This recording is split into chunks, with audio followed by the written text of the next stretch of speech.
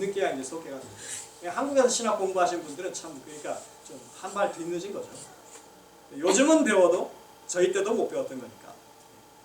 그래서 이런 것들이 이제 그 분위기상 그래서 이제는 본문을 가지고 이해하려고 하는 그런 시도들이 상당히 힘을 받고 그 다음에 그런 쪽으로 이 성경을 공부하는 그런 일들이 많이 생겨나게 됩니다. 오늘 시대가 사실은 그런 세대입니다. 근데 아직도 우리가 이 이 성경을 이해하는 데서 본문을 떠나가지고 자꾸 영해를 한다든지. 근데 제일 쉬운 거예요, 영해는. 왜냐하면 비슷하게 개념만 잡으면 그걸로 얘기하면 되니까. 근데 반드시 성경은 성경으로 이해해야 하는 것입니다. 그래서 제가 이제 이 퀸즈교회 와가지고 시작했던 일이 뭐냐면 어떻게 하면 이 재림교인들이 다시 성경을 많이 좀 보게 할까? 그게 제가 가지고 있는 큰 이 이슈 중에 하나였습니다. 그래서 제가 이제 시작한 게 새벽기도예요. 새벽기도를 하되 우리는 저희 과정책을 가지고 합니다. 왜 그러냐면 대총회가 가지고 있는 개혁과 부흥이라고 하는 프로젝트를 벌써 몇 년째 진행하고 있는데 그 개혁과 부흥 프로젝트가 뭐냐면 매일같이 성경 공부하자예요. 재림교인들. 근데 여러분들 재림교회가 매일같이 성경 공부할 수 있는 도구는 딱 한 가지밖에 없어요. 이건 뭐 벌써 재림교회 역사만큼이나 깊은 그 방법인데 재림교인들이 거의 손도 안 대고 있죠. 그래서 한국에서는 한때는 그 제발 좀 과정 공부 좀 하자고 하는 캠페인도 벌릴 정도로 그렇게 했었는데 이 재림교회는 전 세계에 있는 재림교회가 한결같이 매일 같은 성경을 공부할 수 있는 교재가 있어요. 제가 뭐 이 개신교회 안에 뭐 아주 좀 잘된 게 있나 봤더니 뭐 매일의 양식 뭐 그런 게 있더라고요. 근데 그런 걸 가지고 또 활용하는 교회들도 있는 반면에 이 재림교회는요 지금 5년 후에 어떤 연구를 그러니까 그 과정을 할 것인지 벌써 계획이 다 잡혀 있습니다.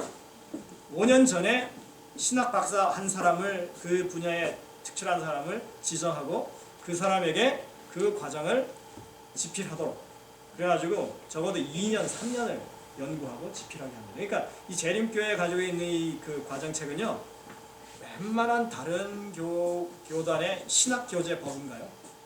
그 정도로 깊이가 있게 잘 되어 있고 그 다음에 이렇게 우리로 하여금 본문을 접하게 합니다. 이 과정책을 공부하실 때 여러분들 절대로 그 설명에 먼저 관심을 두시면 안 됩니다. 왜? 시간이 없으니까 빨리 끝내야 되니까. 해야 되는 의무감에. 근데 그렇게 하면 다 실패합니다. 제가 지금 3년을 하고 있거든요. 2010년 10월 15일부터 시작해가지고 지금까지 하고 있습니다. 일요일부터 금요일까지. 안식일은 설교하니까 사실 주 7날을 다 이제 제가 설교하는 거랑 마찬가지인데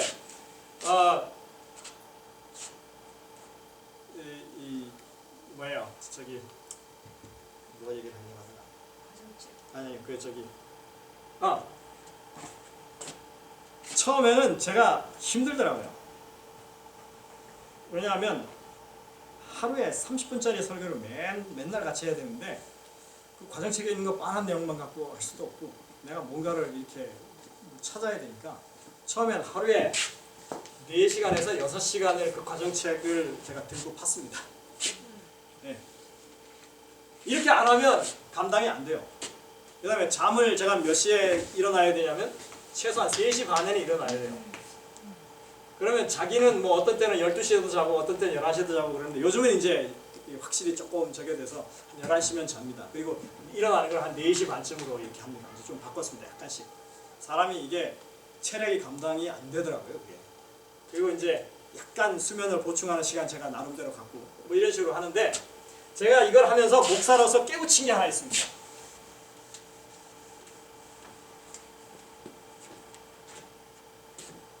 내가 과정책의 내용이나 이미 설계되어 있는 그것을 따라가기 위해서 시도하면 실패합니다. 그렇게 하면 실패해요. 어떻게 하면 내가 참 내 스스로도 흡족하고 교인들에게도 좋은 양식을 줄 수 있느냐? 과정책에 나와 있는 매일의 성경절들이 있어요. 이 본문이 있습니다. 다른 설명 안 보고 이 본문만 가지고 들어가면 반드시 성공합니다. 무슨 말씀인지 아시겠습니까? 목사도요, 그냥 남이 써놓은 거 대충 이렇게 읽고 하면 그거 성공할 수가 없습니다. 내가 내 스스로 본문을 보고 읽고 그 다음에 그것을 이렇게 다시 묵상하고 명상하고 그렇게 내가 찾고 하면서 이 흐름을 잡아야 이 부분에서 성공을 하지. 내가 스스로 만족할 수 있고 정말 이렇게 제대로 할 일을 하는 것이지, 남들이 써놓은 거 대충 이렇게 해가지고 하는 데는 다 싫다. 이제 확실히 제가 이제 그거 하나는 깨달았어요. 그렇다고 남들에게 아무 때나 할 수 있는 그 정도의 식견을 가졌느냐? 절대로 아닙니다. 아니 또 저는 계속 연구해야 됩니다. 쉬지 않고 해야 됩니다. 다음 주가 했는데 다음 주가 이제 제 차례거든요. 이제는 이제 격주식에서 세 교회가 이제 세 교회의 교우들이 같이 동참하는 새벽기도예요. 하나는 버지니아에 있고 하나는 데이톤에 있습니다. 이거 어떻게 하느냐? 이제 인터넷에 있는 새벽 성수학교 비슷한 그런 시스템. 지금 현재 쓰는 새벽 성수학교 시스템은 제가 소개해드린 겁니다. 그 이전에는 너무 이렇게 소리나 뭐 음질이 좋지 않았고 못 쓰는 것 같아서 제가 한 번 시도하고 그 다음날 포기했던 시스템이고, 제가 이제 이 일을 시작한 다음에 정말 안 하면 안 되는 거예요. 왜? 몇십 명의 교인들이 기다리고 있는데 안 하면 안 되는 거기 때문에 그냥 무조건 하루 종일 앉아서 인터넷을 찾았더니 지금 현재 그 시스템을 찾게 된 거예요. 그래가지고 그거를 이제 통해서 하면, 제가 집에서 방송을 하면 한 100여 명이 매일같이 듣습니다. 근데 아니 뭐 우리 목사님 뭐 계시고 다 하실 수 있는 거예요. 지금 그래서 미주 안에 이렇게 하는 교회들이 이제 그때로부터 시작해갖고 하나 둘 생겨나기 시작해서 지금 한 8교회가 지금 그렇게 하고 있습니다. 그럼 가정 공부를 해요? 그러니까? 저희는 무조건 가족 공부. 가정 공부로 새벽 성사. 아 예. 저는 안식일날 설교도 가족 공부를 합니다. 몇 시부터 몇 시까지 아침 인포메이션을 좀 주시면 어려워. 전화번호하고 잘 적어주세요. 나중에 우리 목사님께 드릴게요. 그건 뭘로 들어간 거예요? 똑같습니다. 스카이프로 가셔도 되고 스카이프. 그 다음에 뭐죠? 텔레폰으로 들어가셔도 되고 관계없습니다. 근데 어쨌든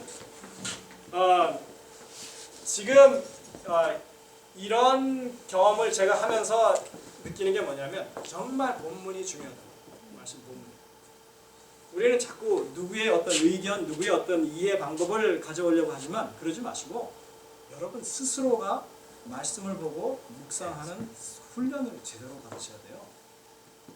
와이프인의 이 글 가운데 제가 잠깐 여기 있나 이거.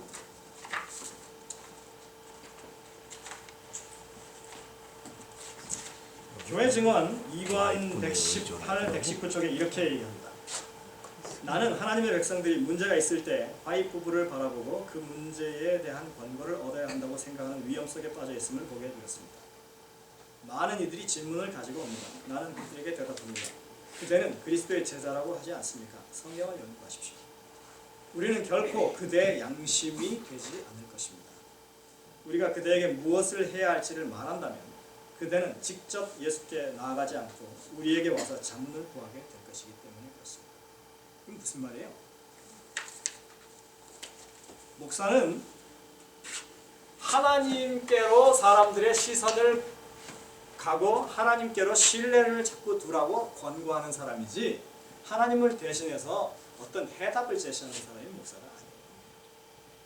재림교회는 이 교회관이 다르고 목사에 대한 어떤 시각이 다릅니다. 그건 분명합니다. 근데 대부분의 이 재림교인들이 조금 제가 볼 때는 게을러졌어요. 그리고 편안한 걸 찾아요. 근데 우리가 결코 그렇게 해서는 제대로 된 길을 걸어갈 수 없습니다. 누구든지 항상 말씀을 옆에 두고 개인적으로 묵상할 수 있어야 되고, 그것 때문에 항상 이렇게 우리의 마음을 이렇게 채우고 있어야 돼요. 제가 아는 어떤 장로님, 그분은 아주 유명한 교정치과예요. 제가 여기 한국에 여기 뉴욕에 오기 전에 그분 세리터스에 있을 때 5년간 그분하고 있었는데, 그분이 저보고 제발 목사님 한번 교정이나 하시죠. 목사 그래가지고 앞에 서갖고 얘기하는데 되겠습니까? 저한테 맨날 그랬어요. 그래서 제가 장로님 그래도 바쁘신데 그랬더니 아니 오시면 해준다고. 가요. 가면은 뭐 얘기하다 보면 1시간이 가요. 그리고 또 시간이 없으면 또 와요 그냥. 그러기를 몇 년을 했어요. 결국 제 교정은 여기 뉴욕 와서 여기 저희 교인이 했어요. 그 장로님 거기서 5년 동안 하자고 했는데 그분은 만나면 성경 얘기. 그분은 조그만 자기 그 오피스가 그러니까 오피스에 사무실이 조그만 게 있어요. 책상 하나 딱 있어요. 항상 성경이 열려 있습니다. 얼마나 성경을 깊이 나름대로 연구하는지 이래야 돼요. 제가. 재림교회는 이 말씀을 떠난 것은 상상할 수 없는 사람들이 돼요. 그러니까 여러분들 직장에 일하실 때도 항상 성경은 곁에 두시고 펴놓으십시오. 보십시오. 지금 이 그 새벽기도 하는 게 이건 뭐 새벽기도 아주 그냥 애써서 한다 이거 아니에요. 이게 이 그리스도인 삶의 생명이기 때문에 이거를 자꾸 하자고 하는 것이지. 이거 뭐 내가 몇 년간 해왔다. 그 다음에 참 이런 이 어려움을 극복하고 막 한 달에 몇십 번 설교를 한다. 이런 거 아니에요. 목사도 말씀 안 보면 죽는 거고 교인들도 말씀 안 보면 죽는 거예요. 그래서 이걸 이렇게 하는 겁니다. 자, 다시 봅니다. 이게 아무것도 아닌 것 같지만 여러분들 아주 놀라운 하나의 인사이트를 우리에게 줍니다. 다니엘 7장에 사자, 곰, 표범, 네 번째 짐승 이렇게 나온 이 연결이 13장에 그대로 거꾸로 지금 진행이 된다고 하는 것은 뭘 얘기하냐면 이 짐승의 아이덴티티가 뭐라고 하는 것을 보이고자 하는 거예요. 무슨 말씀인지 알겠습니까? 다니엘 7장에서 끝내지 못한 이 네 번째 짐승에 관한 이야기가 여전히 지금 13장에 와서 이 시대적인 배경을 가지고 여전히 이 짐승이 활약한다라고 지금 얘기하고 있는 게 이 계시록 13장의 이런 구도입니다. 여러분들 저는 아주 확신이 섰어요. 왜? 예전에 복합짐승 했을 때는 다니엘 7장하고 무슨 수로 연관을 짓지? 이랬는데 제가 아까 봤던 그 신명기 24장 16절의 말씀, 에스겔 18장 20절 하단의 말씀과 상단의 말씀과 이렇게 연결시켜 봤을 때 이런 것들이 몇 번 있거든요. 다른 케이스도. 이 강조하기 위한 거고 사람들에게 어디라고 하는 것을 분명하게 지금 지시하고 가르치고 있는 거예요. 그렇기 때문에 이러한 어떤 그 구도를 이해한다고 하는 게 성경을 이해하고 해석하는 데서 중대한 이 지금 그 견인차 역할을 하고 있는 거예요. 여러분들 인정하시겠습니까? 그냥 이해되십니까 이게? 복합 짐승보다는 훨씬 낫습니다. 이상한 짐승을 그려놓는 것보다는 히브리 문학이 이렇게 이걸 기록하고 있다라고 설명하는 게 훨씬 낫습니다. 그래서 제가 이제 앞으로 계시록 세미나를 하게 되면 전 이걸 분명하게 제시할 겁니다. 여러분들 이 구도만으로 모든 걸 설명하는 건 아니죠. 도움이 된다는 얘기죠. 일종의. 그래서 제가 어제 마태복음 13장에 나와 있는 그 구조를 설명한 것도 이 마태복음 전체를 하나의 어떤 그런 구도로 보는 연구가 있고 그 다음에 마태복음 13장 첫 번째 나오는 이 천국에 관한 비유만 모아놓은 8개의 비유가 모여있는 것도 의도적인데 그 첫 번째 비유에다가 천국의 비밀이라고 하는 것을 예수님이 이런 의도로 말씀하셨다고 하는 게 그냥 받아들여지는 거예요. 저한테. 네. 그래서 그 천국의 비밀은 뭐예요? 말씀을 통해서 우리와 함께 하시는 하나님. 우리에게 말씀하시는 하나님. 보는 게 듣는 겁니다. 무슨 말씀인지 아시겠어요? 뭐라고 그랬습니까? 눈을 가려 보지 못하게 하고 귀를 막아 듣지 못하게 한다고 그랬는데 보는 게 듣는 겁니다. 성경에는 그런 얘기가 많이 나와요. 계시록을 한번 볼까요?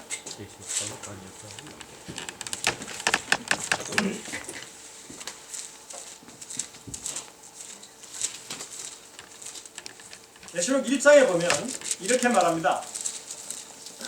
요한은 하나님의 말씀 1장 2절 하나님의 말씀과 예수 그리스도의 증거 곧 자기의 본 것을 다 증거하였느니라 그랬습니다.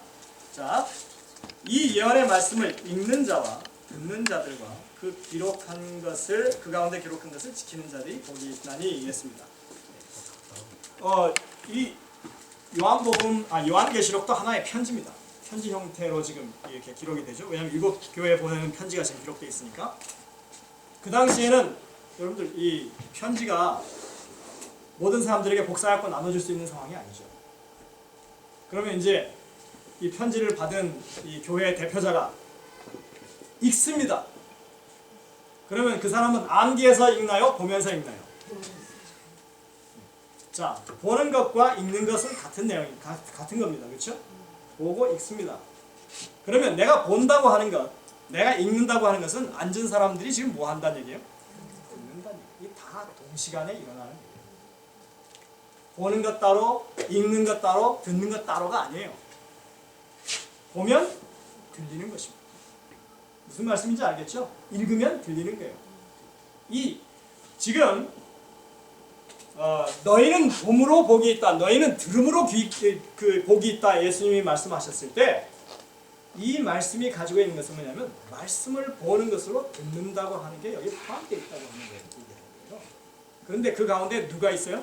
그 앞에 딱 지금 서 계시는 분이 누구예요? 제자들 앞에 계셔서 이 말씀을 하시는 분이 예수님이에요. 그렇기 때문에 이 말씀, 그러니까 말씀의 씨앗이 사람의 마음 가운데 들어갔을 때 그 말씀의 씨앗이 들어가는 그 경로는 말씀을 통하여 우리가 보고 들음으로 그것이 이루어지는 일인데, 누구를 보고 듣는 거냐 하면 교리나 어떤 이 구체적인 어떤 인포메이션을 보고 듣는 게 아니라 그 말씀하시는 예수 그리스도를 느끼는 거예요. 이게 말씀 사역입니다. 여러분들의 삶에 일어나야 할 일이 그겁니다. 뭐 교회에 얼마만큼 헌신하고 이거는 다 부차적인 것이고요. 우리 이 영적인 생명에 있어서 가장 핵심적인 것은 바로 그 부분입니다. 근데 우리가 하나님의 말씀을 대할 때 하나님이 나에게 말씀하신다고 생각지 별로 않죠. 그 순간에 내게 말씀하신다고 생각을 해야 이게 바른 태도입니다. 이게 기록된 것이 그냥 글씨가 아니라 말씀이에요. 지금도 현존하시는 말씀이에요. 그렇기 때문에 우리가 이 말씀을 읽을 때는 과거의 어떤 이 옛날 이야기책을 읽듯이 읽는 것이 아니라 지금 현재 하나님이 내게 말씀하시는 것을 듣는 그 시간으로 봐야 되는 거죠. 그게 하나님이 우리 안에서 역사하시는 겁니다. 이제 조금 더 하면 오늘 얘기해야 될 걸 못하고 딴 데로 가겠네. 예수님이 이 땅에 오셔서 이야기하신 것 가운데 정말 진지하게 표현하신 게 있어요. 포도나무 비유를 하실 때 내가 너희 안에 너희가 내 안에라고 하는 표현을 쓰십니다. 예?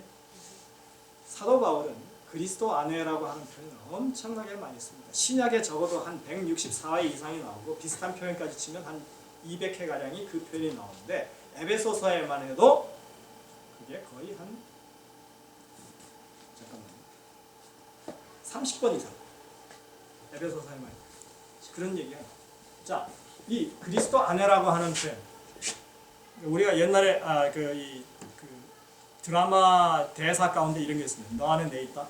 너 안에 내 안에 너 있다. 그렇죠? 내 안에 너 있다. 있었어요 그거? 네. 그 표현이요. 이 성서적인 표현이에요. 하나님은 마음에 담고 사는 겁니다. 하나님은 우리를 당신의 품 안에 담고 사는 겁니다. 근데 이게 단순한 표현이 아닙니다. 어제 제가 말씀드릴 때 하나님은 한 번도 우리를 떠나신 적이 없다고 그랬죠? 이 표현이에요. 근데 우리는 없는 것처럼 살죠. 안 계시는 것처럼 살죠. 근데 성경은 그 사상을 철저하게 거부합니다. 아니라고. 내가 너희와 함께 한다고 얘기합니다. 자꾸 우리는 아니라고 얘기해요. 안 보이는데 무슨 얘기냐 그러면 이 히브리서 같은 데는 보이지 않은 자를 보는 것 같이 해서 참은 사람이 모세가 얘기합니다. 죽은 자를 살리고 그 다음에 말 한마디로 광풍을 잠잠케 하시고 이스라엘 백성들을 그 수십만의 이 대군들의 침략 가운데서 건져내시고 이런 일들이 하나님이 계셨기 때문에 가능하다고 얘기합니다. 한 번도 우리를 떠나신 적이 없어요. 버리신 적도 없고 우리를 주님께서 격리시키신 적도 없습니다. 그게 성경이 말하는 건데 이 그리스도 안에서라고 하는 것은 만유를 그리스도 안에서 회복시키신다고 얘기해요. 이게 성경 전반을 통해서 그러는 사상입니다. 그리스도 안에서라고. 제가 이 그리스도 안에서라고 하는 이 주제를 이제 이 바울 서신을 통해서 처음 접했을 때 아주 이렇게 뭐랄까 정말 전율이 느낄 정도로 제가 좋았어요. 이제 만약 이 그리스도 안에서라고 하는 이것, 우리가 하나님의 이 돌보심 안에 항상 있고 우리가 죄를 지었지만 여전히 주님이 대속하시는 그 사랑을 베푸심으로 말미암아 여전히 하나님의 자녀로 삼으신다고 하는 것이 이게 하나님의 한결같이 변하지 않는 뜻이라면 분명히 창세기에서조차도 그것은 표현됐을 거라고 생각을 했어요. 그래서 제가 창세기 1장 1절을 폈습니다. 태초에 하나님이 천지를 창조하신다. 이게 뭐 너무나 많이 아는, 너무 많이 그 사람들이 이게 믿지 않는 사람들 다 알죠. 근데 제가 이 태초라고 하는 말을 딱 봤더니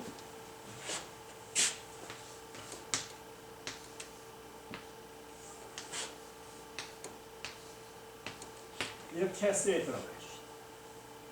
이게 부고요. 레이 이 이렇게 읽으셔야 됩니다. 브레이시트 이렇게 읽어야 돼요. 근데 이 단어는 이 부는 전치사 in이에요. In the beginning. 이게 in the beginning. in이에요. 이 레이시트라고 하는 것은 초태생,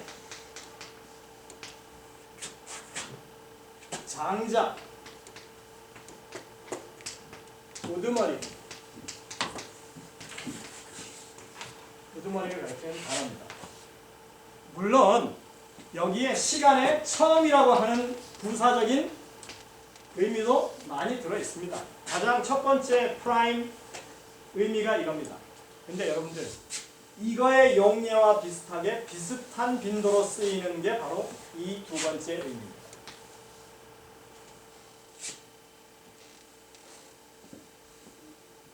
이 상황을 제가 접하니까요, 제가 막 가슴이 뛰더라고요. 왜냐하면 우리가 시간적인 처음도 되지만 이 만유를 창조하심에 있어서 그리스도 안에서 했다고 하는 의미가 여기 사실은 비춰지고 있기 때문에 장자이신 초태생이신 우두머리이신 분이 누구예요?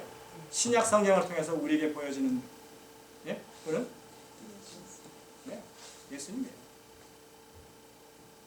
그야말로 이 예수님은 독생자예요.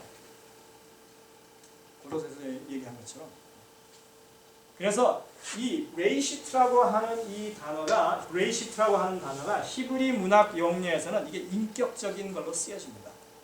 이게 강조하지는 않는데 인격적인 용례로 쓰여집니다. 그러니까 사람을 지칭하는 것처럼 그렇게 얘기하게 됩니다. 태초는 시간이잖아요. 근데 이 히브리 사람들은 이걸 이해할 때 인격적인 것으로 이렇게 봐요.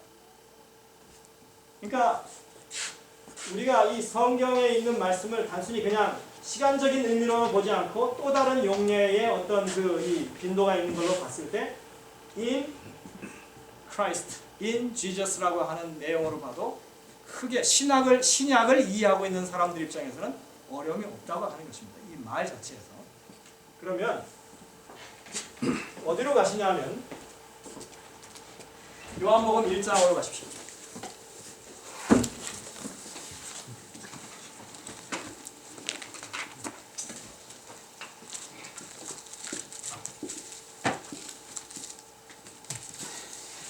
자, 요한복음 1장 태초에 말씀이 계십니다. 이 말씀이 하나님과 함께 계셨으며 이 말씀은 곧 하나님이십니다. 그가 태초에 하나님과 함께 계셨고 만물이 그로 말미암아 지은 바 되었습니다. 지은 것이 하나도 그가 없이는 된 것이 없습니다. 여러분들 그러면 이 창세기 1장 1절에 In Christ God created heaven and the earth 하는 게 여러분들 말이 연결이 됩니까? 네. 성경이 지금 그렇게 얘기하잖아요. 예수 그리스도를 통해서 뭐예요? 천지를 지으셨다고 얘기하는데 여기 지금 태초에 하나님이 아니라 그리스도 안에서 하나님이 천지를 창조하시니라. 전혀.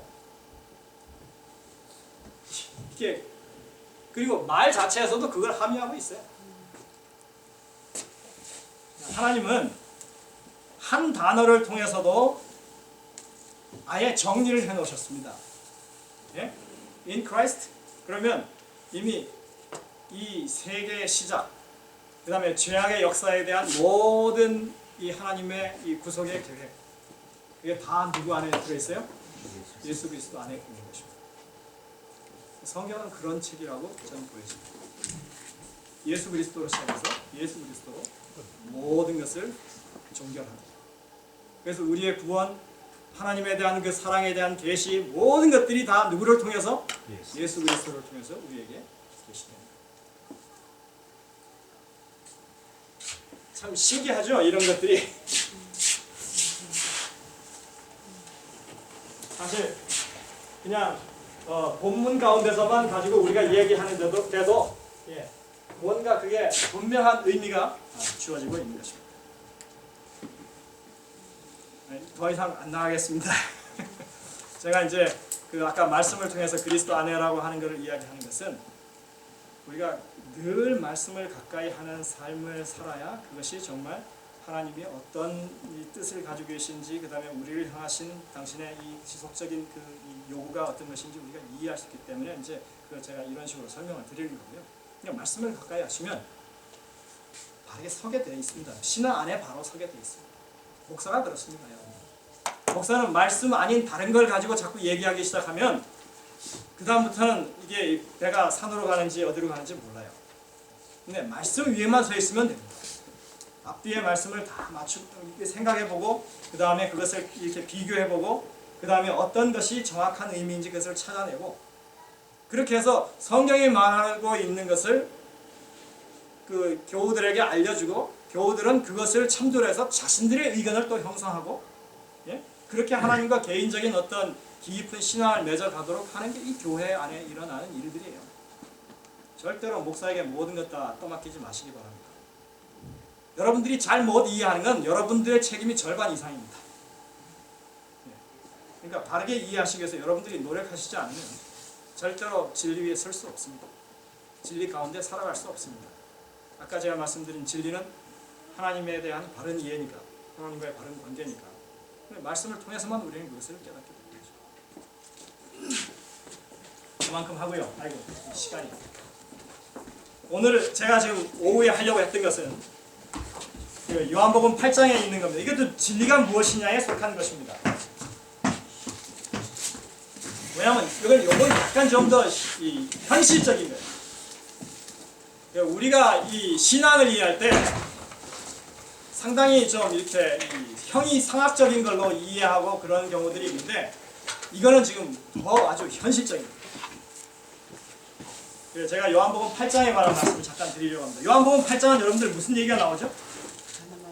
예, 가늠한 여자를 이 유대인들이 데려왔습니다. 이 가늠한 여자를 구원하는 이 상황에서 예수님은 정말 이 복음의 아주 진수를 보여주십니다. 우리가 이 가늠한 현장에서 잡힌 여인의 이야기를 할 때마다 빼먹고 가거나 아니면 강조하지 않는 한 부분이 있습니다. 그게 뭐냐면 우리는 그 가늠한 여인을 정죄하지 않았다고 하는 것에만 관심을 둡니다. 근데 예수님은 그 상황에서 유대인들, 다시 말해서 그 거짓 고소를 한 사람들도 정죄하지 않았습니다. 무슨 말씀인지 알겠습니까? 이게 매우 중요한 포인트입니다. 제가 그림을 한 장 보여드리겠습니다. 이게 잘 보이려나 모르겠는데요. 불을 한번 이쪽에 끄실 수 있나요, 목사님? 아니, 더 꺼도 되겠네요. 다 꺼야 보이는구나. 오케이. 이게 렘브란트가 그린 그림입니다. 이 그림은요, 저 위에 이 두 기둥이 있죠? 그 다음에 거기 앉아있는 사람은 대제사장입니다. 그러니까 이 두 개의 층으로 이루어져 있어요. 이 그림 자체가 투 레이어입니다. 그죠? 하나는 자신이 아무런 죄를 속할 능력이 없음에도 불구하고 보좌에 앉아가지고 그런 것을 할 수 있네 하고 있는 그 대제사장과, 또 하나는 그 아래층에 무시당하고 그 다음에 그 뭐랄까요, 고소와 그 다음에 어떤 이 정죄가 난무하는 그 바닥 아래쪽 상황에는 예수님과 그 앞에 무릎 꿇은 여인이 있습니다. 그렇죠? 거기에 가장 예수님과 그 여인 가까이에 지금 까만 옷을 입고 있는 사람이 상징적으로 사단입니다. 근데 여러분들, 이 그림이 원래 렘브란트가 이 스케치를 했을 때는 좀 달랐습니다. 예수님이 무릎을 꿇고 있고, 그죠? 그 다음에 여인은 수치스러운 채 이렇게 서 있는 모습이었습니다. 근데 렘브란트는 그림을 이렇게 그렸습니다. 선택을. 그리고 여러분들, 이 그림에서 누가 초점인 것 같습니까? 여인입니다. 용서받은 여인. 근데 우리가 보통 이 요한복음 8장에 있는 내용을 이해할 때 렘브란트도 상당히 신학적인 의미를 부여해가지고 지금 이 그림을 그렸지만, 그리고 그 상황이 사실은 아주 정확하게 잘 표현되고 있지만 우리가 대부분 이 정도에서 그냥 그치고 맙니다. 근데 사실 이제 그림을 그만 보셔도 됩니다.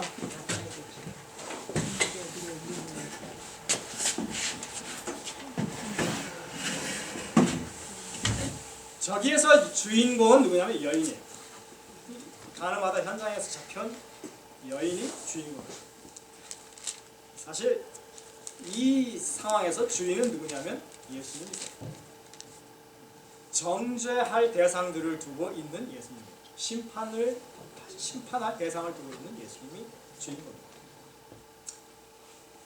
우리가 모든 것을 생각할 때 항상 어떤 특별히 그 성경의 구문을 볼 때 여기서 지금 어떤 일이 일어났는지를 잘 살피고 그 가운데서 우리에게 주는 메시지가 뭔지를 찾아내는 것이 좋은 그 결론을 얻게 됩니다. 신명기 22장 20절 이하를 보면 이제 이 상황을 이해할 수 있는 그 배경에 관한 이야기가 나옵니다. 적어도 이 여인은 함정에 빠져갖고 온 여인이 분명해요. 왜 그러냐면, 만약 그냥 진짜 간음 현장에서 붙잡혔다면 남자도 와야 되고 여자도 와야 돼요. 성경에 보면 둘 다 처리하라고 되어 있습니다. 둘 다. 그리고 어떻게 그 죽이라고 되어 있냐면, 유대인들의 미시나에 보면 돌을 들어 쳐 죽이라고 되어 있습니다. 그냥 말이 그렇지 돌로 사람을 죽인다는 거 그냥 해도 참 어려운 일이에요. 근데 반드시 그 일에 2명 내지 3명의 증인이 필요하다고 했습니다. 신명기에 보면. 그러면 이 미시나에 이 적힌 대로 처벌하는 방법을 제가 좀 설명을 드리겠습니다. 증인 2-3명이 있다고 했죠? 그러면 고소를 합니다. 남녀를 끌고 왔습니다. 자, 이 죄가 그 증인들에서 확실히 드러나면 사람 2길 정도 되는 높이 낭떠러지, 그런 언덕으로 둘을 데려갑니다. 그리고 한 사람을 어떻게 죽이느냐? 뒤를 결박한 다음에 그 다음에 밀어뜨립니다. 그러면 거기서 떨어지죠?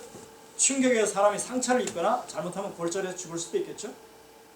그래서 사람들이 내려갑니다. 그래가지고 그 사람을 이렇게 봤을 때 아직 숨이 붙어 있으면 이제 첫 번째 증인이 할 일이 생깁니다. 혼자 들기 무거운 돌을 들어가지고 그 사람 위에서 바로 가슴에다 내리찍게 되어 있습니다. 그렇게 해서 사람이 죽으면 2번째, 3번째 증인은 이제 자기들이 할 일이 없는 거예요. 근데 사람 목숨이 찍이거든요. 그래도 죽지 않으면 2번째, 3번째 증인이 또 나와서 돌로 들어서 찍게 되어 있습니다. 그렇게도 죽지 않을 때에 이제 청중들이 다 보는 사람들이 돌을 들어서 돌을 던져서 죽이게 돼 있어요. 이게 미시나의 절차입니다. 근데 여러분들 이 끔찍한 일을 누가 하겠습니까? 웬만한 공명심이 아니면 못할 일입니다. 그냥 넘어가지. 왜? 어떻게 죽이는지 아니까. 어떻게 죽여야 되는지 아니까. 그렇게 교육받아 왔으니까. 쉬운 일이 아니에요. 그래서 이 미시나 이 옆에 그 랍비들 가운데는 어떤 이야기들을 했냐면 이게 몇백 년 지나도 한 번 나올까 말까 한 이거를 우리가 굳이 가지고 있어야 되나? 이런 일이 흔치 않다는 얘기예요. 쉽게 말해서 이렇게 처참하게 사람을 끔찍하게 죽이는 일이 이게 웬만한 강심장이 아니면 할 수 없는 일이고, 그래서 그냥 사람들이 그 일 안 하고 지나간다는 얘기예요. 그러니까 하지도 않을 일, 일어나지도 않을 일을 우리가 이걸 끝까지 이렇게 하나의 관습으로 지켜야 되나? 이런 얘기들을 랍비들끼리 했다. 자, 이제 예수님 앞에 사람들이 이 여인을 끌고 왔습니다. 이 여인은 그냥 돌에 맞을 걸 생각하고 그냥 떨고 있습니다. 누가 봐도 이 여인은 지금 간음 현장에서 모함에 의해서 잡혀온 사람이 분명합니다. 왜? 남자를 안 데려왔어요. 그러면 이건 처형에 지금 속하는 상황이 아닙니다. 혼자 간음해요? 말도 안 되죠. 남자는 어디 갔어? 알고 있습니다. 다 이 사람들이 지금 공모하고 왔기 때문에 알고 있습니다. 그러나 뭐 하겠다는 거예요? 예수가 말 한마디만 잘못하면 사건을 지금 일으키겠다는 겁니다. 일을 저지르겠다는 겁니다. 근데 예수님이 그때 뭐 하시냐면 가만히 말씀을 한마디도 안 하시고 그냥 쓰십니다. 우리가 여기서 보듯이 렘브란트가 보듯이 저 여인은 지금 두려움에 떨고 서 있고 어찌할 바 모르고 있는데 죽음을 지금 직면하고 있는 상황에서 예수님은 그 앞에 허리를 굽혀서, 여기 성경에 있는 표현을 보면 몸을 굽히시고 그래서 몸을 굽히시고 땅에다가 쓰십니다. 한 번이 아닌 두 번이나 그렇게 언급하고 있습니다. 한 번 아닌 두 번. 근데 이 몸을 굽히다라고 하는 이 표현은요, 히브리 말로 하난이라고 부릅니다. 하난이 아니라 하난, 이렇게 강한 발음을 해요. 하난. 그래서 카난이라고도 얘기합니다. 이 하난이라고 하는 이 단어는 호의를 베풀기 위하여 허리를 굽히다, 이런 의미예요. 윗사람이 아랫사람에게 호의를 베풀기 위하여, 이렇게 되어 있습니다. 이게 어떤 상황에서 나오냐면 어떤 왕이 다른 나라를 정복해갖고 그 왕을 끌고 갖고 이 앞에 무릎을 꿇렸습니다. 지금 그 당시에는 여러분들이 이렇게 반역을 일으킨 민족이나 이런 데 대해서 이렇게 정복국의 왕이 갖고 이렇게 토벌을 하면 그 우두머리를 어떻게 하냐면 죽여서 발로 머리를 밟습니다. 예? 원수로 내 발승상 되게 하기까지라고 하는 표현이 그 표현이에요. 정복국의 왕이 피정복국의 지배자를 발로 죽여서 밟는 것입니다. 이게 승리, 정복을 의미하는 거예요. 그런데 지금 그 앞에 끌려와서 이제 명령 한마디면 죽을 그런 이 지배자를 이 정복국의 왕이 가서 손을 잡아서 허리를 굽혀서 그에게 호의를 베푸는 것이 하난이라고 합니다. 은혜를 베풀다. 이게 은혜라고 합니다. 예수님이 지금 이스라엘 백성들 가운데 정말 보잘것없고 그 인생이 참 구차기 짝이 없는 한 여인, 그 여인 앞에 허리를 굽히십니다.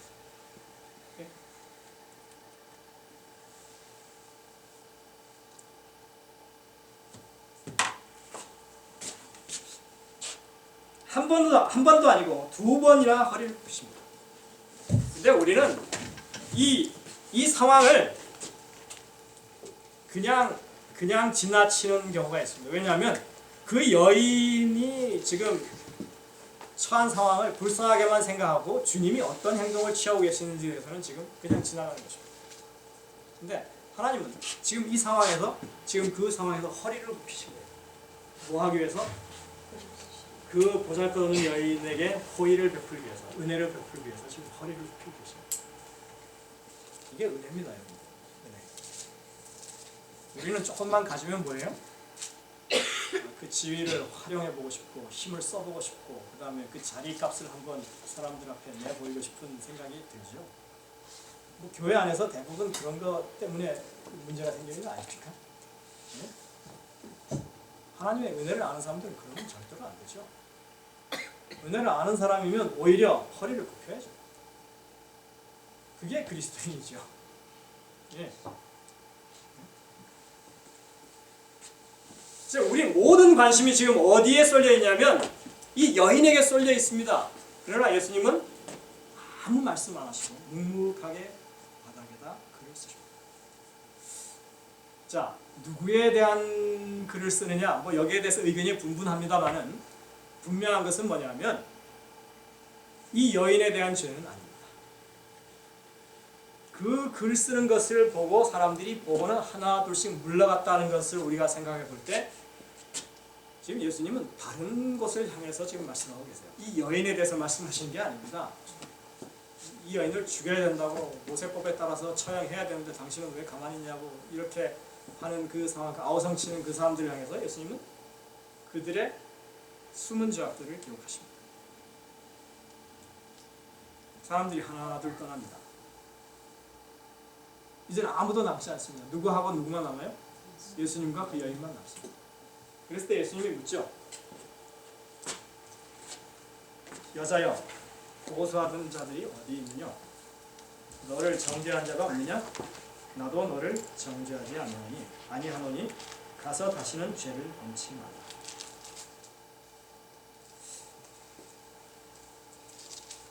이게 이 요한복음 8장의 첫 번째 대목입니다. 예수님은 죄 있는 자를 죄 없다 하십니다. 맞습니까? 이 여인의 삶이 참 구차하고 그렇게 이렇게 행동이 방정하지 못했기 때문에 그 상황에까지 갔겠죠. 누가 봐도 참 그 행실이 아름답고 그 다음에 건전한 여인 같으면 그런 환경에 몰고 갈 수 있겠습니까? 불가능합니다. 그 여인 삶이 그런 삶이기 때문에 그렇게 자신이 함정에 빠지게 된 거예요. 그런데 이런 죄 있는 여인도 예수님은 뭐라 그래요? 죄 없다고 그래요.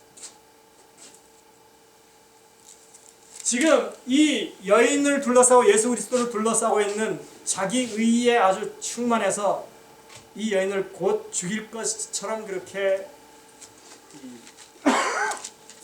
의분을 내보이는 정말 의로워 보이는 이 사람들 주님은 땅에다 아무 말씀 안 하시고 그들의 죄를 기록하십니다. 죄 없는 자들을 죄 있다 하십니다. 그죠? 두 가지 상황이 지금 동시에 벌어지고 있습니다. 그 장소에서 예수님은 죄 없는 사람을 죄 있다 하시고 죄 있는 사람을 죄 없다 하십니다. 이게 지금 동시에 일어나는 거예요. 자, 우리는 이 여인이 어떻게 구원받았는지 하나님의 은혜가 그 여인에게 어떻게 임했는지는 지금 예수님의 허리를 굽혀서 쓰시는 모습 가운데서 봤습니다. 근데 하나 우리가 간과한 게 있습니다. 그게 뭐냐면 예수님은 그 정죄하고 자기 의에 가득한 그 유대인들조차도 정죄하지 않으셨다고 하십니다. 왜 그럴까요? 우리 목사님은 그 노래를 알 건데 바닥에 새긴 사랑이라고 하는 노래. 그 한국의 유명한 그 박정호라고 하는 가수가 부른 노래입니다. 최효경 씨가 글을 썼고 박서정 씨가 곡을 붙인 건데 이렇게 그 노래는 얘기합니다. 사람들은 나의 죄를 보고 주는 나의 아픔을 보내. 그들은 내게 손가락질하고 주는 나를 감싸주네. 죄 없는 이가 먼저 치라. 바닥에 새긴 사람 십자가에 다시 새겨 나의 생명을 구하네. 감출 수 없는 나의 허물을 자신을 버려 덮으시고 피할 곳 없는 내 영혼을 십자가에 숨기시네. 나의 수치와 죽음을 대신 당하신 그의 십자가 뒤로 죄 없는 이 예수 그의 십자가 뒤로. 뭐 우리가 이 가사를 뭐 다 이렇게 해독할 그런 시간은 아니고요. 예수님이 지금 쓰신 이 바닥에 뭔가를 쓰신 게 이게 관건입니다.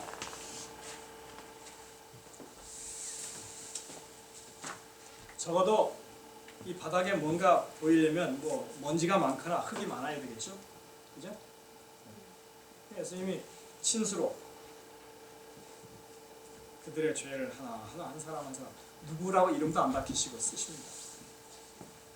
근데 예수님의 손은 어떤 손이냐면 십계명의 두 돌비에다가 율법을 새기셨던 손이세요. 그죠? 친수로 그 하나님의 친수로 그 계명을 쓰신. 그래서 돌비에 섰다고 하는 건 뭡니까? 옛날에 뭐 설악산 이런 데 가면 누구 왔다 가자, 누구를 사랑하자 뭐 이런 얘기 많이 쓰고 이렇게 새겨놓고 그랬는데 그 왜 그렇게 합니까? 오래가고 지워지지 말라고 영원하라고 그렇게 하는 거죠. 예수님이 친수로 율법을 돌 위에다 새기셨다고 하는 것은 그 율법이 영원하다고 하는 것을 의미하는 것입니다. 제가 시간이 되면 좀 설명할 기회가 있을지 모르겠지만 정말 개신교 안에 얼토당토 않는 앞뒤도 맞지 않는 율법을 폐했다고 하는 주장들이 난무하고 있는데 성경 다시 다 봐야 되고 회개할 사람들. 하나님의 법은 그렇게 뭐 이런 일이 있었기 때문에 십자가 때문에 폐해져야 된다고 하는 이런 아무런 그 근거가 없습니다. 오히려 율법이 건재해야 하기 때문에 십자가에 달려 돌아가신 거예요. 그 논리가 그런 겁니다. 그런데 지금 그 친수로 율법을 돌 위에다 새기신 그 손이 지금 그들의 죄악을 어디에다 기록하고 있어요? 땅바닥에, 흙바닥에, 먼지 쌓인 곳에 기록하고 있습니다. 여기는 바람이 불면 곧 흔적이 사라집니다. 그 다음에 비가 내리면 더더구나 다 엉망진창이 아무것도 알아볼 수가 없습니다. 여기에 지금 이 흙바닥에다 새기신 예수님의 그 모습 가운데 더 큰 의미가 있습니다. 무슨 말씀인지 알겠습니까? 우리가 생각할 때 아이고 저 왼수 교회 안에서 얼굴만 안 보면 참 좋겠는데 이렇게 하고 살아가는 우리들에게 있어서는 이것만큼 큰 은혜가 없습니다. 네? 신약을 다시 읽어보십시오. 바울 서신을 다시 읽어보십시오. 교회를 만드신 첫 번째 이유는 뭐냐면 싸움 많고 이 갈래가 많고 분파가 많은 그곳이 하나님의 사랑 안에서 하나 되는 경험을 하도록 교회를 만드셨습니다. 그 문제가 해결이 안 되면 교회는 영원토록 하나님의 뜻을 이루지 못하는 것이 되옵니다. 다시 읽어보세요. 정말 에베소서 다시 읽어보세요. 그 안에 무슨 일이 벌어지고 있는지 조금만 정신 차리고 국어를 제대로만 이해할 수 있는 실력을 가지고 있으면 이해할 수 있습니다. 유대인들의 개념에 있어서는 이 창녀, 그 부도덕한 이 여인은요, 그냥 죽여도 싼 여인이에요. 그들에게 있어서 그 정도로 그들은 자기 의에 차 있었던 사람들입니다. 근데 더 큰 죄를 자신들이 짓고 있는 것은 숨기고 있는 거예요. 사실 다 마찬가지죠.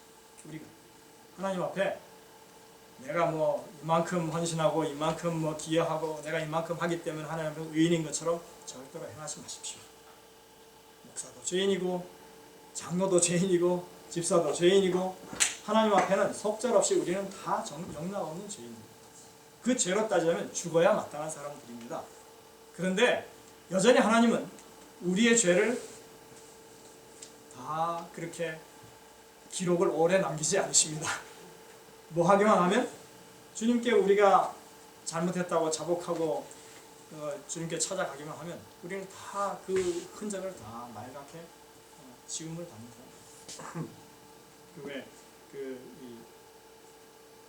하나님께서 용서하심에 대해서 이야기할 때 뭐라 그래? 바다 깊은 데 던진다고 그러죠? 우리의 죄. 동이 서에서 먼 것 같이 옮기신다고 그러죠? 그 다음에 뒤로 던지신다고 그러죠? 죄를. 여러분들 이 상황을 보면요. 어쨌든 던지는 곳으로부터 가장 멀리 있을 수 있는 방법은 던지는 사람 가장 가까이 있는 게 가장 멀리 있는 거예요. 맞습니까? 뒤로 던졌어요. 하나님은 뒤로 안 돌아보신다는 거예요. 그러려면 주님 가장 가까이 있어요. 그 다음에 바다 깊숙이 던진다고 그랬죠? 이게 죄의 깊이가 깊으면 깊을수록, 시면이 깊으면 깊을수록 그 죄는 다시 떠오르지 않죠. 그런 표현을 써요. 동이 서에서 먼 것 같이 똑같은 얘기예요. 하나님이 우리 죄에 대해서는 그렇게 보장을 하고, 죄를 용서하시겠다고 하는 보장을 분명히 하고 계세요. 그렇기 때문에 우리가 아무리 큰 죄를 숨기고 있어도, 비록 그 순간에는 지금 자기 의에 들떠가지고 뭐예요? 이 여인을 죽일 듯이 그렇게 못난 행동을 보였지만 하나님은 이해하신다 이겁니다. 제가 이 상황을 깨달은 다음부터는 교회 안에서 어떤 분란이 있으면 이쪽 저쪽에 대해서 제가 양쪽 다 이해하고 받아들일 수 있게 됐습니다. 제가 제일 싫어하는 부류가 어떤 사람들이었냐면 이 이스라엘 사람들, 유대인과 같은 부류예요. 율법주의적인 생각을 가지고 있는 사람들이 저는 세상 사람들보다 더 싫었습니다. 제 이 목사의 양심으로 제발 그런 사람들은 교회에서 없었으면 좋겠다고 이렇게 생각했습니다. 이 복음을 가로막는 사람들이라고 생각했습니다. 근데 제가 이 요한복음 8장을 읽고 그 다음에 예수님이 이 상황에서 이 여인을 구할 뿐만 아니라 이 여인의 죄를 용서하실 뿐만 아니라 그 이스라엘 백성들의 자기 의에 들떠있는 그 정말 허무맹랑한 그런 꼴불견의 모습도 주님께서 받아들이고 용서하시는 그 장면을 보고 예수님이 저러시는데 내가 무슨 자격으로 그러겠나 싶어서 제가 이제 그 마음을 돌렸습니다. 저도 지금 많이 수양 중입니다, 사실. 네? 제가 제일 싫어하는 게 그런 안 그런 척하고 그렇게 이중적인 이 신앙생활하는 율법주의적인 이 사고 방식을 제가 제일 싫어했는데 이제 그것도 제가 그냥 있는 그대로 가지게 됐어요. 네, 신약에 보면 그런 내용들이 계속 나와요. 여러분들은 진리답게 산다고 하는, 진리를 가지고 알고 산다고 하는 것은 정말 현실적인 문제입니다. 이게 그냥 어떻게 이 형이상학적인 그런 논리를 가지고 짜 맞추는 게 아니라 지금 꼴보기 싫은 그 사람이 내 눈앞에 항상 있는 거예요. 딴 교회 갔으면 좋겠는데 하필이면 이 교회를 나와. 그래서 하도 그러니까 우스갯말이 생겼어요. 그래도 괜찮아. 하늘나라 가면 딴 동네 살 거야. 하늘나라 가면 딴 동네 산대요. 그래서 어디 구석에 있는지 모르기 때문에 볼 일 없으니까 그냥 잊은 듯 살자. 그냥 이렇게 얘기합니다. 근데 여러분들 그게 정말 제대로 하는 겁니까? 이게 부딪히고 그 다음에 자꾸 이렇게 모난 부분들이 깎여 나가면서 이 안에서 서로 연결되게 하는 그런 일들이 일어나야만 교회예요. 그게 진리교회입니다. 그러니까 이런 사건이 많다고 하는 것은 다른 말로 하면 하나님께서 기회를 많이 주시는 거예요. 그렇게 생각하십시오. 근데 그걸 어떻게 잘 극복하느냐는 여러분들이 하나님과 어떤 관계를 맺느냐와 관련이 있습니다. 마음을 좀 넓게 하십시오. 예수님처럼. 예수님은 발끈해가지고 너희들 다 죄인 아니야? 이렇게 말씀하지 않으셨어요. 그 드러내지 않아요. 그들이 숨긴 죄는 숨겨주셨어요. 그들이 알게만 하셨어요.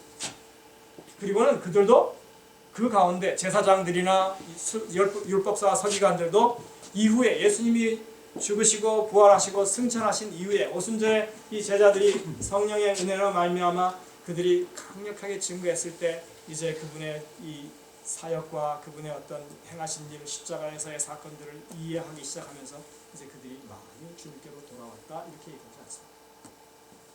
다 시간이 있습니다. 때가 있는 것입니다. 근데 이 시간이 정말 고통스러울 수 있습니다. 힘들고 어려울 수 있는데 그것을 진리를 가진 사람들이라면, 진리를 아는 사람들이라면 해결할 방법을 이미 가졌습니다. 왜? 예수님은 그걸 구원이라고 말씀하십니다. 그걸 교회라고 말씀하십니다. 그런 일이 일어나는 것이 성령이 이 가운데 역사하는 일이라고 말씀하십니다. 아이고, 그래도 죽었다 깨어도 안 되는 건 안 되더라. 죽었다 깨어나 보시죠. 되는지 안 되는지. 나는 날마다 죽노라 하는 것처럼 죽어보면 혹시 압니까? 상황이 바뀔지. 아니요, 이건 되는 일이에요. 제가 이거를 조금 확실히 하기 위해서 한 구절만 더 보겠습니다. 시간이 지금 3시 10분인가요? 제가 2시에 시작했죠? 예, 그러면 여러분 한 구절만 더 보는 걸 좀 양해해 주시기 바랍니다. 어디를 보시냐면요. 에베소서를 보시겠습니다.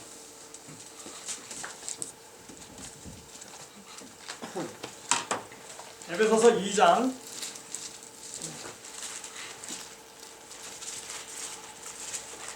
14절부터 제가 제대로 많이 했나 모르겠네요. 에베소서 2장 14절부터 어느 한 분이 좀 읽어보시겠습니까? 16절까지.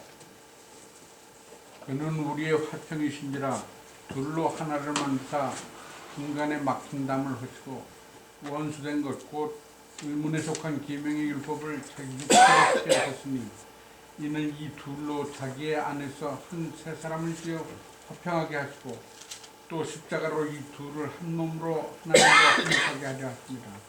원수된 것을 십자가로 소멸하시고. 자, 여러분들 여기 지금 에베소서 2장 14절부터 16절은 많은 경우에서는 사람들이 하나님의 율법, 하나님의 이 율법을 십자가에 폐하셨다라고 인용하는 구절입니다. 맞습니까? 여러분들도 그렇게 이해하십니까? 네? 그렇게 말하는 거 들어. 네. 우리도 그렇게 비슷하게 얘기해요. 얘기하는 게 여기서 예수님이 십자가에 달려 돌아가심으로 제사법, 의식, 그러니까 그 성소와 관련된 의식에 관한 법률이 폐지됐다라고 얘기합니다. 이 구절을 해석할 때 그렇게 얘기합니다. 네, 여러분들 이 구절을 조금만 정신 차리고 2장을 처음부터 끝까지 쭉 몇 번을 읽어보시면 이해가 되는 거죠. 성경은요, 국어 실력만 좋아도 많이 해결이 돼요.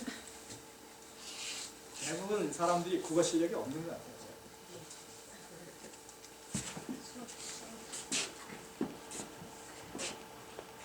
여기 지금 십자가에서 폐한 게 뭐라고 나옵니까? 원수된 거. 의문에 속한 세 사람. 자, 분명히 합시다. 의문에 속한 계명.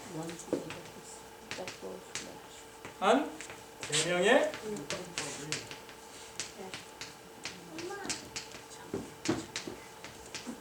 아이고야, 의문.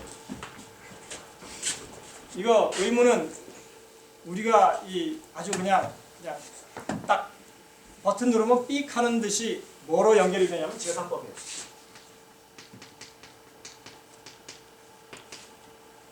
계명, 율법 빼도 박도 못하겠네요. 이게 어디 십계명이라고 얘기하고 있지 다른 거라고 얘기하고 있어요? 십계명도 의문에 속했대요. 그것도 다 법전에 기록된 그런 이 문서화된 성문화된 법이니까 십계명도 의문법과 함께 폐했대요. 이렇게 이야기 말합니다.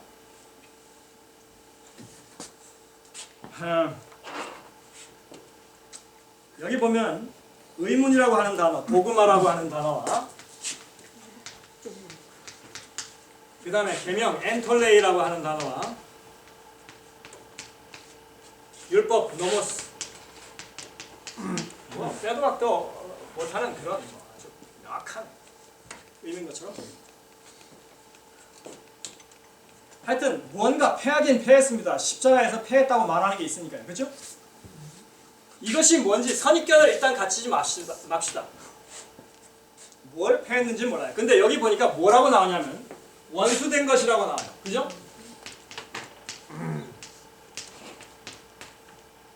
그 다음에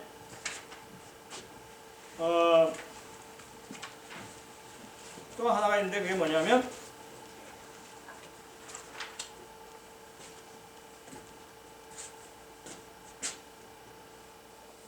원수된 것이 두 번 나오네요. 그죠? 네. 원수된 것을 두 번이나 표현하고 있습니다. 한번 다시 보죠. 15절을 보시면 막힌다. 아 여기 제가 원수된 것. 그 다음에 막힌다. 그죠? 특별히 성경에서 쓰여지는 표현들은 대부분 같은 내용을 다른 표현을 통해서 반복하는 일을 많이 합니다. 여러분들. 그래서 여기 지금 패한 게 있는데 뭐라고 되어 있냐면 막힌 담을 패했고 허물었고 원수된 것을 패했고 의문에 속한 계명의 율법을 패했어. 이게 다 같은 내용이에요, 사실.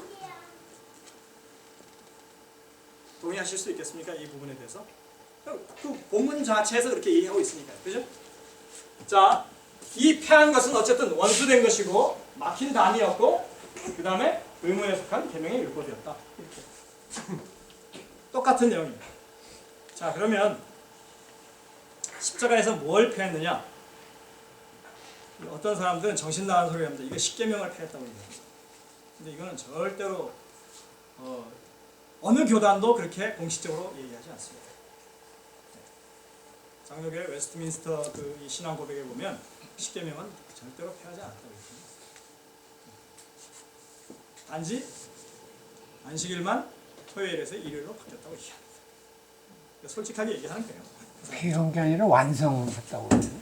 십계명을 예수님이 완성하셨다고. 원수된 것을 십자가로 소멸하셨다. 예, 소멸했다, 패했다, 헐었다 다 같은 표현입니다. 완성했다고 하는 것은 우리가 성경을 볼 때 그렇게 하고요.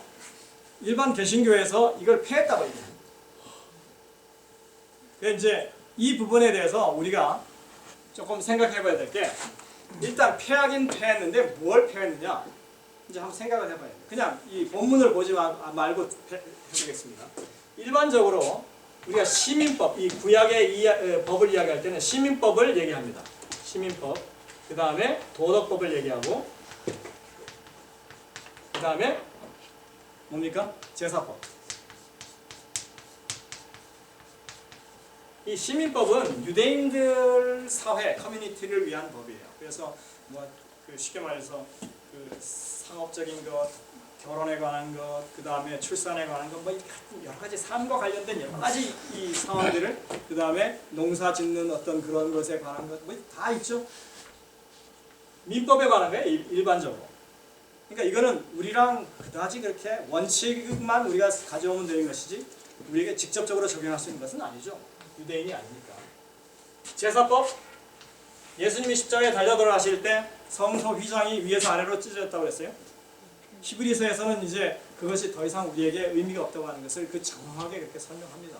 그 지상 성소에서의 어떤 성소 봉사가 여전히 하늘로 이제 예수님이 그 일을 더 좋은 성소에서 더 좋은 제물로 더 좋은 제사장이 되어서 그 일을 하신다고 얘기하는 게 히브리서입니다. 더 이상 이것은 없어요. 단지 도덕법은 모든 민족에게 공통적으로 주신 거라고 이야기합니다. 인류에게 주신 거라고 얘기합니다. 그래서 일반적으로 이 기독교 안에서 그 의문에 속한 법을 폐했다고 했을 때 제사법을 폐한 것으로 대부분 얘기합니다.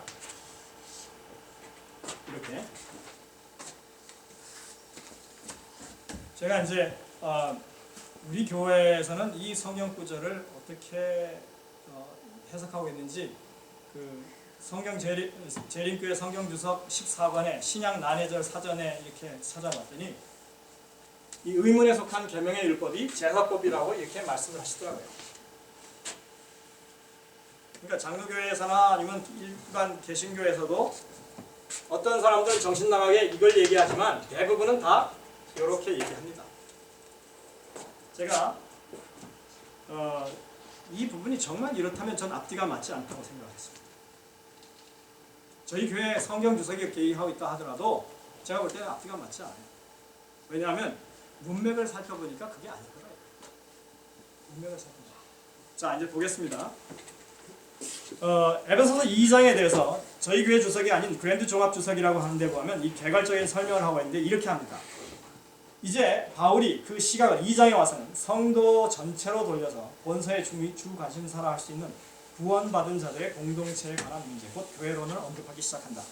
그 중에서도 본문은 2장은 하나님의 구속의 경륜상 구약 시대 동안에만 주어졌던 선민 이스라엘과 이방인을 둘로 나누었던 장벽이 예수 그리스도의 십자가 사건으로 말미암아 하나님의 구속사가 구약 선민 이스라엘 중심에서 세계 만민에게로 확장되어 철폐된 사실과 이제 그리스도 예수 안에서 유대인과 이방인이 유기적으로 하나된 우주적 교회를 이루게 된 사실을 소개하고 있다. 본문을 우리가 쭉 읽어보면 이런 내용으로 전개된다. 이렇게 얘기하는 것입니다. 한번 볼까요? 에베소서 2장을 잠깐 보겠습니다.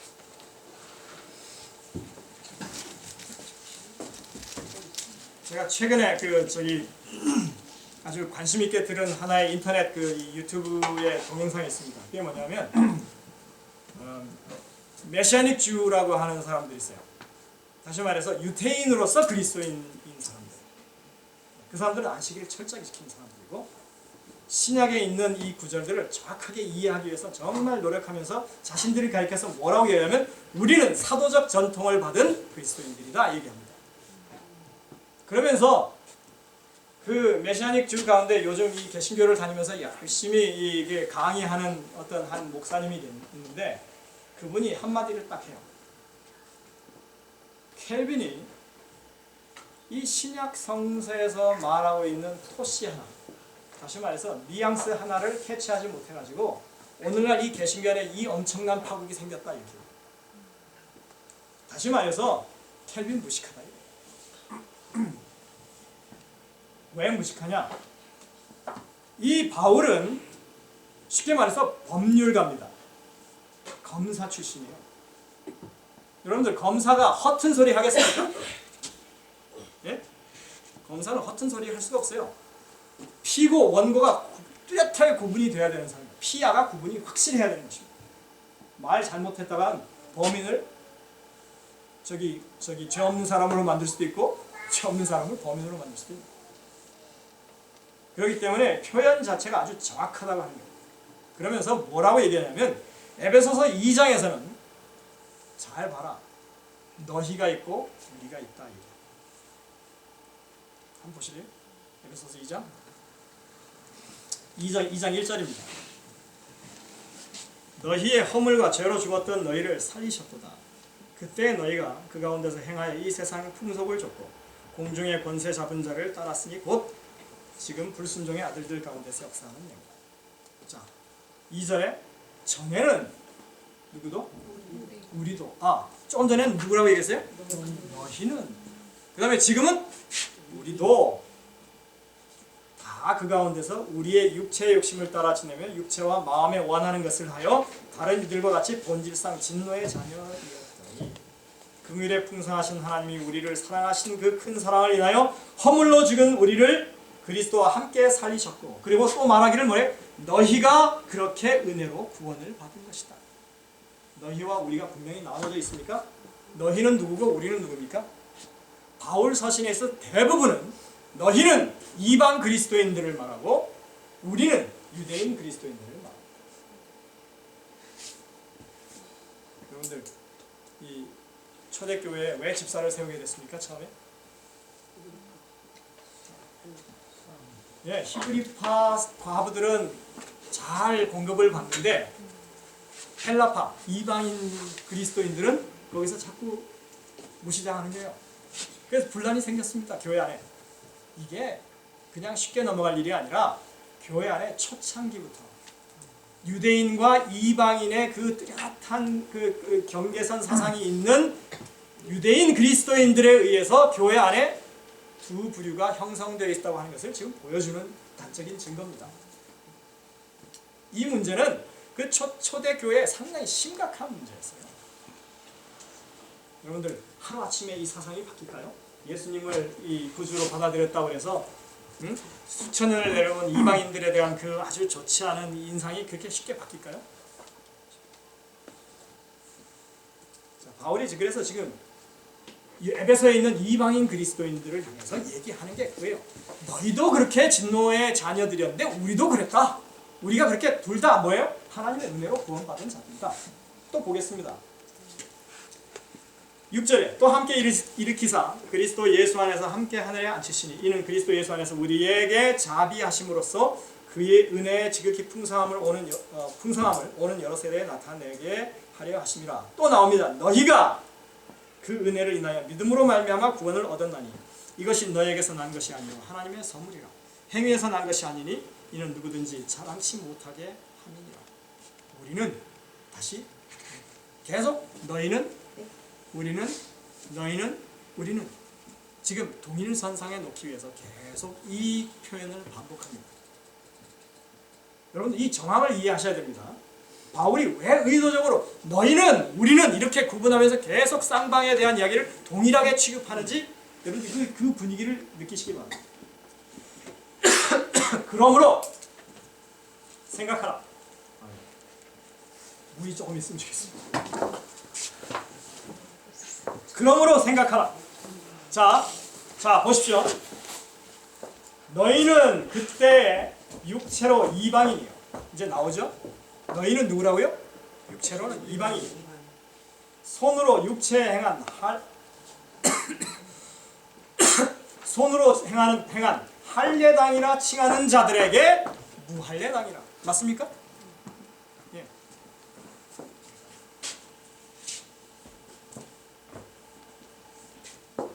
분명히 지금 구분이 되는 게 이제 누군지 그 대상들이 드러나죠? 손으로 행한 할례당에게 뭐라고요? 무할례당이라 칭함을 받는 사람들이다. 누구란 얘기입니까? 너희는 이방인이에요. 그때 너희는 그리스도 밖에 있었고 이스라엘 나라 밖의 사람이라. 그렇죠? 그리스도에 대한 약속을 받았습니까? 이 사람들은? 이방인들은 메시아에 대한 약속을 알지도 못했죠. 이스라엘의 혈육 밖에 있던 사람들이죠. 혈족이 아니었죠. 약속의 언약에 대하여 외인이요 세상에서 소망도 없고 하나님도 없는 자이더니. 자 이제 하는 얘기가 나옵니다. 이제는 전에 멀리 있던 너희가 그리스도 예수 안에서 그리스도의 피로 가까워졌느니라.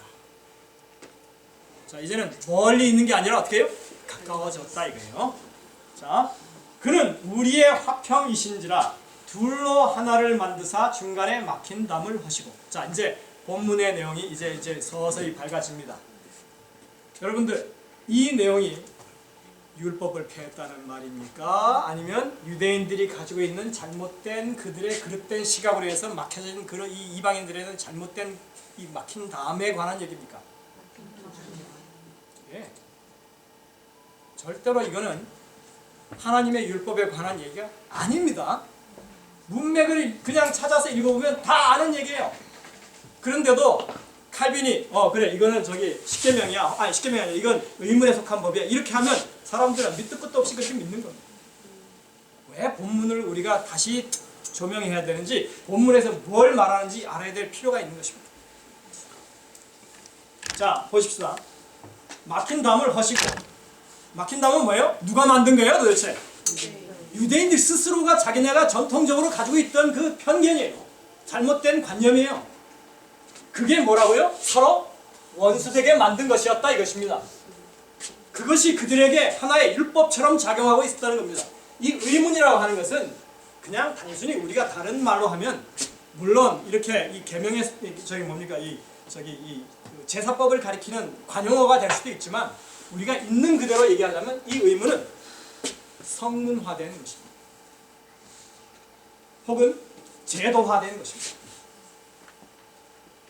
이렇게 함부로 없앨 수 없는 그런 전통입니다. 그 다음에 계명 엔톨레이는요 사람들이 만든 것도 엔톨레이라고 부릅니다. 사람이 협약에 의해서 만들어 놓은 어떤 규칙도 엔톨레이라고 부릅니다. 근데 왜 이게 십계명만 적용하는 그 단어가 되어버렸어요? 이 신약에 와서는 이 부분에 있어서는. 그러니까 번역하는 사람들이 어떤 개념을 가지고 번역해요? 이거는 하나님의 법을 십자가에서 폐했다고 하는 표현이라 하는 개념을 가지고 번역했기 때문에 단어 자체를 그런 식으로 율법도 똑같습니다. 사람의 이 협의해서 만든 것도 노모스라고 말합니다. 성경에 그런 용례들이 분명히 나옵니다. 여러분들 그 은행이라고 하는 단어가 이 말만 가지고 하면 이게 은행나무 열매인지 아니면 돈 갖다 맡기는 데지 어떻게 합니까? 모르죠. 단어만 딱 두고 보면 상황이 그런 거예요. 이게 도대체 무슨 계명이고 이게 무슨 율법인지를 알아야죠. 사람들이 스스로 폐할 수 없는 그런 자신들의 원칙 아니면 편견 그런 이 법률로 자기들이 만들어 놓은 거예요. 누가? 유대인들이. 그거를 누가 허셨다고요? 예수님이 그걸 허셨기 때문에 바울과 같은 사람들이 뭐 하고 있는 거예요? 지금 이방인들에게 복음을 전하고 이 문을 열고 지금 그 일을 하고 있는 거예요. 다시 말합니다. 에베소서 2장 14절부터 16절에 나와 있는 의문에 속한 계명의 율법은 절대로 하나님의 율법과 관련이 없는 단어입니다. 없는 표현입니다. 여러분들 지금 이거 성경 2장을 처음부터 끝까지 너희 우리를 이렇게 비교해 보니까 금세 이해가 되시죠? 네. 이거 우리 정말 착각하면 안 돼요. 근데 여기 보십시오. 16절입니다. 또 십자가로 이 둘을 한 몸으로 하나님과 화목하게 하심이라. 원수된 것을 십자가로 소멸하시고 또 오셔서 먼 데 있는 너희에게 평안을 전하시고 가까운 데 있는 자들에게 평안을 전하셨으니. 여러분들 이 이야기는 이사야 57장에 나오는 얘기입니다. 잠깐 보실까요? 이사야 57장에 보면 55장부터 사실은 이방인들에 대한 하나님의 초청이 시작되는데 그 결론 부분이에요. 57장까지 가서 그 결론에 이르릅니다. 여기 55절에 보면 55장 1절에 보면 너희 목마른 자들아 물로 나오라 돈 없는 자도 오라 너희는 와서 사 먹되 돈도 이렇게 쭉 하죠. 여기 보면 56절에 가면 여호와께서 3절에 연합한 이방인은 여호와께서 나를 그 백성 중에서 반드시 갈라내시리라 말하지 말며 고자도 나는 마른 나무라 말하지 말라. 이렇게 하면서 정말 계속 이 이방인들을 향해서 주님께서 초청하시는 그런 이야기가 나오는데 57장 19절에 가서 이렇게 말합니다. 입술에 열매를 짓는 나 여호와가 말하노라. 먼 데 있는 자에게든지. 이게 지금 어디에 나오는 구절입니까? 아까 보니까 에베소서에 먼 데 있는 너희에게도 평안을 전하신다. 그 다음에 가까운 데 있는 자에게든지. 누구예요? 우리, 너희, 우리. 지금 이 개념입니다. 예? 평강이 있을지어다 내가 그를 평강이 있을지어다 평강이 있을지어다 두 번이나 하는 것은요, 똑같은 표현을 두 번 반복하는 것은 양쪽에게 똑같이 한다는 말도 되지만 강조하고 있는 것입니다. 아주 강한 어조로 그것을 말하고.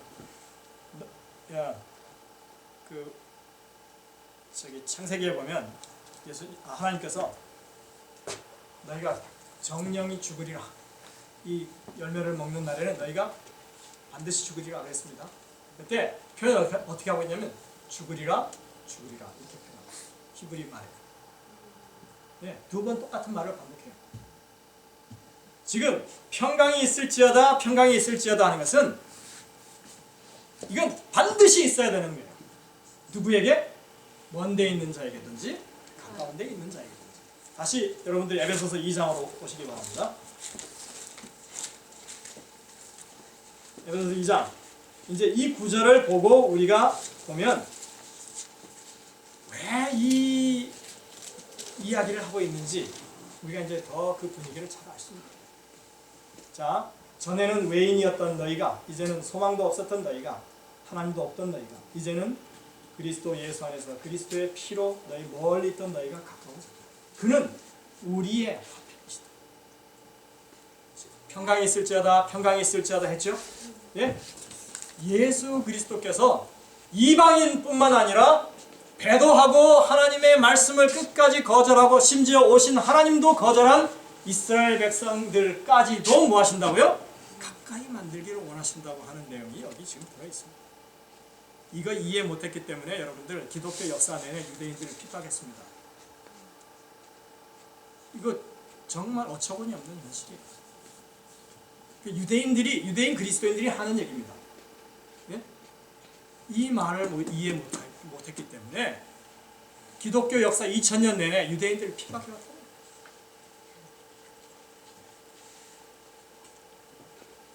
과거의 유대인들이 나는 의인, 너희는 저 여인은 뭐예요? 창녀. 지독히 미워하고 죽여도 될 만큼 그렇게 잘못된 관념을 가졌던 것을 이제는 누가 가지고 있는 거예요? 그리스도인들이 유대인들에 대해서 가지고 있는 거예요. 네? 유대 그리스도인들이 이방 그리스도인들에 대해서 가졌던 그 편견을 이제는 이방 그리스도인들이 누구를 향해서 갖고 있는 거예요? 유대 그리스도인들을 갖고 있는 거예요. 이거 뭔가 완전히 잘못된 겁니다. 이렇게 하려고 했더니 저쪽으로 다 몰려가 버렸어요. 이렇게 하려고 했더니 이쪽으로 다 몰려가 버렸어요. 아니에요. 중간에 화평을 이루시는 예수 그리스도 계신 곳에 우리가 서 있어야 합니다. 뭐가 잘못된 것입니다. 확실하게 잘못된 것입니다. 이거 절대로 율법 얘기하는 거 아닙니다. 교회 현실을 얘기하고 있고 교회 안에 어떤 일이 일어나야 될지를 이해하고 있는 게 바로 이 에베소서 2장의 얘기입니다. 여러분들 그 뒤에 내용을 읽어보면 더 명확해집니다. 보십시오. 에베소서 2장 17절입니다. 또 오셔서 먼 데에 있는 너에게 평안을 전하고 가까운 데에 있는 자들에게 평안을 전하셨으니 이는 저로 말미암아 우리 둘이 한 성령 안에서 아버지께 나아감을 얻게 하려 하심이라. 그러므로 이제부터 너희가 외인도 아니요 손도 아니요 오직 성도들과 동일한 시민이요 하나님의 권속이라. 너희는 사도들과 선지자들의 터 위에 세우심을 입은 자. 제가 어제 했던 그 말씀이 다시 반복되죠? 교회론입니다. 예? 이게 우리의 현실입니다. 이건 정말 교회가 뭘 해야 될지를 깨우쳐주는 말씀입니다. 그리스도께서 친히 모퉁이 돌이 되셨습니다. 그의 안에서 건물마다 서로 연결하여 주 안에서 성전이 되어가고 너희도 성령 안에서 하나님의 거하실 초소가 되기 위하여 예수 안에서 함께 지어져 가느니라. 함께는 누가요? 의롭다고 생각하는 유대인과 창녀가, 의롭다고 생각하는 유대인과 그 세리들이, 그 다음에 정말 천벌받았다고 생각하는 그 환자들이 다 하나님 안에서 뭐 한 거예요? 다 같은 권속이고 하나님의 자녀들이라고 하는 거예요. 유대인들이 생각할 때 이방인들, 어떻게 이 썩어빠진 이방인들이 그리스도인이 되고 하나님의 구원을 받을 수 있냐고. 적어도 뭐 한 가지는 해야 될 거 아니야. 할례는 받자. 이렇게 얘기하는 거 아니에요, 지금 신약에서. 그거를 예루살렘 총회를 통해서 분명히 AD 49년에 결의하고 하지 말자고 했는데도 여전히 이 편지가 쓰여지는 60년대까지도 뭐하고 있어요? 20년이 가까이, 10몇 년이 지나는 때도 교회 안에서 지금 계속 그것이 분분한 것입니다. 참 쉽지 않습니다. 근데 여러분들, 이 쉽지 않은 거는 2000년이 다 되면 지금도, 2000년이 지나는 지금도 쉽지 않은 것 같아요. 그렇지 않습니까? 교회가 어떤 곳이냐? 주님께서 이루신 구원이 어떤 구원이고 이 교회를 통해서 주님께서 원하시는 게 도대체 뭐냐? 현실적인 거 따져보면 하나님 모시고 진리 가운데 산다고 하는 사람들이 해야 할 일은 교회 안에서 정말 사랑으로 연합하는 게 그게 할 일이에요. 전도하면 뭐예요? 교회 안에 들어와서 썩은 냄새 나면 다 도망가면 돼요. 원래 그래요. 들어오는 문보다 나가는 뒷문이 더 크다고 해요. 교회가 정작 해야 할 일은 어떤 일을 해야 하냐면 어떻게 하면 이 화목을 서로 이룰까를 생각해야 됩니다. 어떻게 하면 전도를 많이 할까 생각하는 건 두 번째고요. 어떻게 하면 화목을 이룰까? 그게 교회의 본질의 일이에요. 지금 이 신약 성경을 통해서 볼 때 둘이 화목을 이룬다고 하는 게 하나님이 교회를 이루시는 뜻이에요. 예수님이 이 가늠하다 현장에서 잡힌 여인을 두고 이만큼 우리 같으면은 그냥 입이 근질근질해서 못 참았을 거예요. 야, 네가 더 악해, 이렇게 얘기하고 싶었을 텐데도 그건 말씀 많이 하시고 그냥 묵묵히 땅에다 쓰신 이유가 바로 그것 때문에 그렇게 하신 거예요.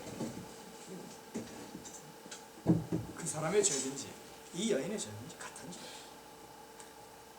우리가 누구를 남으라고 뭘 합니까?